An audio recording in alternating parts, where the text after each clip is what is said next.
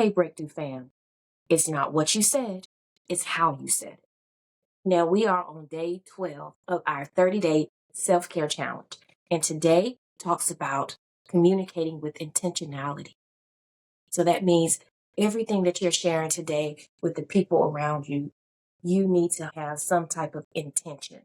So if you feel that your messages to the people closest to you in your life are falling flat, that they're not understanding, that they're not hearing you, then there's a few things I want you to understand about your communication.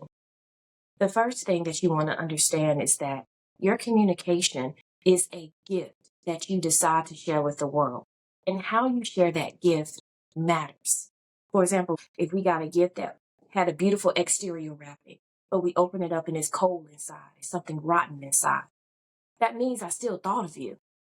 But the message inside, you were not prepared for. So essentially, what I'm telling you is that opening up a gift that is beautifully wrapped on the exterior. So you like the whole setup on how your message is being given to you, but then you get the message and it's full of critique and you had no idea it was coming. That means you may not hold the bandwidth to be able to receive everything that's being said to you.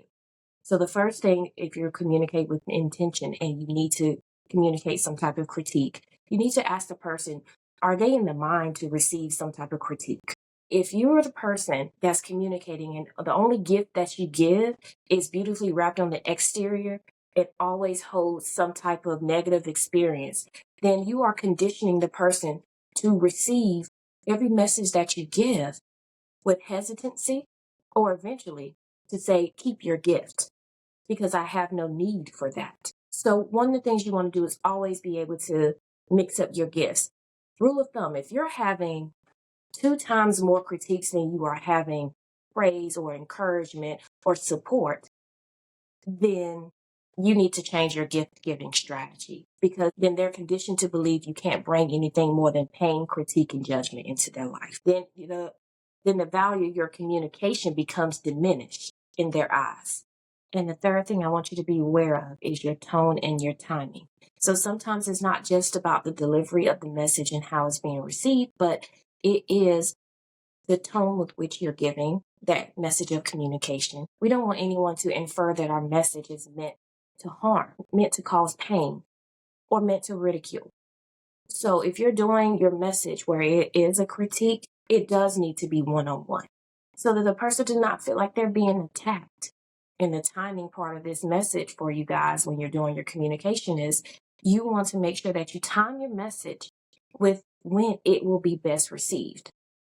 Sending me a package of communication or the gift of your communication and I'm not home, it's just going to sit on my front porch. It might hold porch bandits. Like your gift might get stolen from other messages that's coming in. And so we don't want the message that you have taken time to package to sit there and not get the attention that it deserves. So you want it to really be received. So that means you can't just drop your package and leave. And lastly, sharing your appreciation for when you actually send that communication. Share appreciation for how they received your message and what that experience was for you. Thank them just for listening. So remember, today is day 12 of our self-care challenge. And today's a doozy. You're sharing with intention today. Every gift of communication you're sharing with intention to the world today, to anyone. Being mindful of your tone, your timing, how you're delivering your message, and remembering that you want it to be received well. The impact that it brings is completely dependent upon how you send it. Okay, remember, we'll be back tomorrow for day 13 of our 30-day self-care challenge, and I want to see you here. All right, bye.